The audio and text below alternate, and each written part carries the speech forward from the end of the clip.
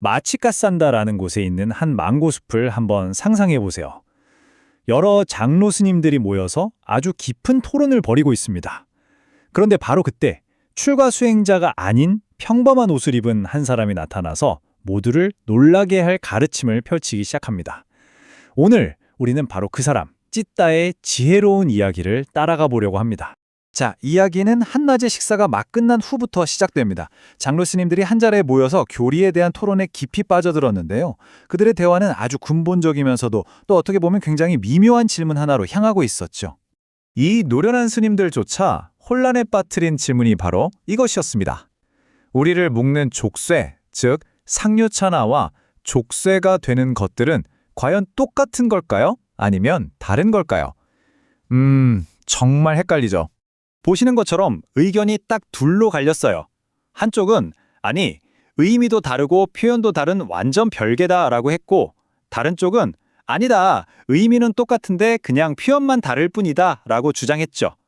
이렇게 경험 많은 수행자들조차 이 지점에서 딱 부러지는 결론을 내리지 못하고 있었던 겁니다.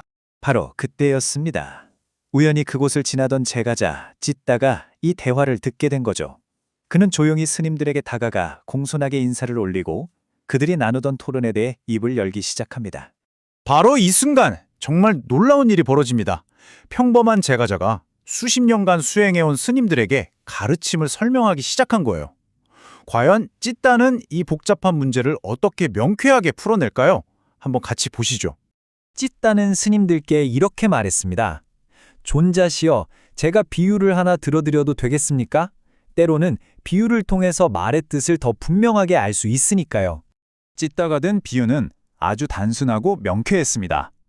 자, 여기 검은 소 한 마리와 흰 소 한 마리가 멍에로 함께 묶여 있다고 상상해 보세요. 그렇다면 검은 소가 흰 소의 족쇄일까요? 아니면 반대로 흰 소가 검은 소의 족쇄일까요? 스님들은 당연히 둘 다 아니다 라고 대답했습니다. 바로 그거죠.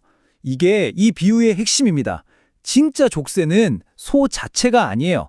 두 소를 하나로 묶고 있는 바로 그 멍에나 밧줄, 그것이 바로 족쇄의 본질이라는 겁니다. 그럼 이 비유를 우리 마음에 한번 적용해 볼까요? 두 소를 묶는 멍에처럼 우리를 세상에 꽁꽁 묶어두는 건 과연 무엇일까요? 찌따가 내놓은 답은 바로 욕망과 탐욕이었습니다. 네, 바로 그게 우리를 속박하는 진짜 족쇄라는 거죠. 그는 이어서 설명합니다. 우리의 눈이 아름다운 형상을 묶는 족쇄가 아니고 반대로 형상이 우리 눈을 묶는 족쇄도 아니라는 겁니다. 귀와 소리의 관계도 마찬가지고요. 감각기관이라 그 대상, 그 자체는 문제가 아니라는 뜻이죠. 찌따는 이렇게 결론을 내립니다. 눈과 형상, 바로 그 둘을 조건으로 해서 일어나는 욕망과 탐욕, 그것이 바로 거기에 있는 족쇄입니다. 이 명쾌한 통찰에 장로 스님들은 깊이 감탄하며 그의 지혜를 칭찬했죠. 그대에게 이익이 있기를, 이토록 심오한 부처님의 말씀에 그대의 지혜의 눈이 미치는구나 라면서요. 그런데 말이죠, 찌따의 지혜는 그냥 머리로만 아는 이론적인 지식에 그치지 않았습니다. 그는 자신의 삶과 실제 수행을 통해 그 지혜가 진짜라는 걸 직접 증명해 보였어요. 어느 날 찌따는 다른 교단의 지도자였던 니간타 나타푸따와 마주치게 됩니다. 그는 찌따의 수행 경지를 의심하면서 아주 도전적인 질문을 하나 던지죠. 니간타 나타비따는 이렇게 물었어요. 그대는 정말로 사유와 성찰이 없는, 즉 생각이 멈춘 삼매가 가능하다고 믿는가?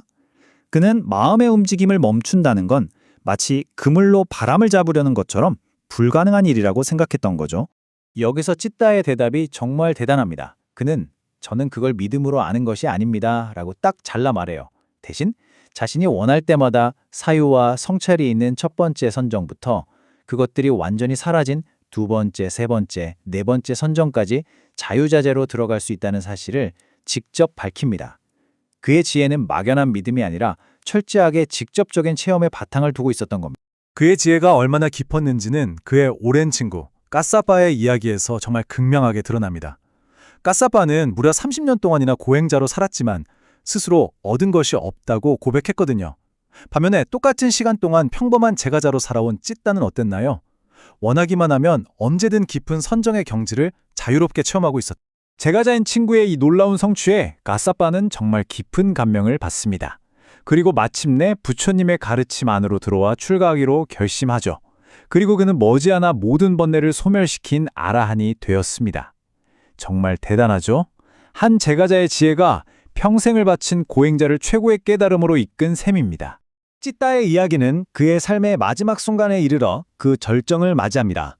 그의 지혜는 죽음이라는 가장 큰 공포 앞에서도 조금도 흔들림 없이 환하게 빛났습니다. 찌따가 병상에 누워 임종을 앞두고 있을 때였어요. 숲과 나무에 깃든 신들이 그의 앞에 나타나서 정말 달콤하고 유혹적인 제안을 합니다.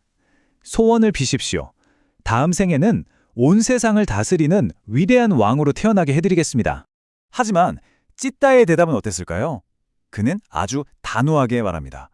그것 또한 무상합니다. 그것 또한 영원하지 않습니다. 그것 또한 결국에는 버리고 떠나야 하는 것입니다.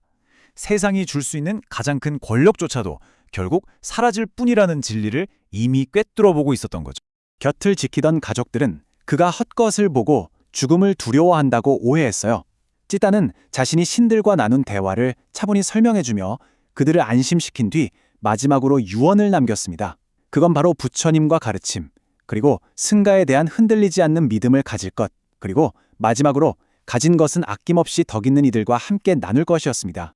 이렇게 사랑하는 가족들을 올바른 길 위에 단단히 세워준 뒤에야 찌따는 평온하게 눈을 감았습니다. 그의 마지막 숨결까지도 이처럼 가르침과 지혜로 가득 차 있었던 겁니다. 찌따의 이야기는 오늘을 살아가는 우리에게 아주 중요한 질문을 던집니다. 그는 진정한 지혜가 생복을 입거나 머리를 깎거나 힘든 고행을 하는 것 같은 특별한 형식에 얽매이지 않는다는 것을 자신의 삶 전체로 보여주었습니다.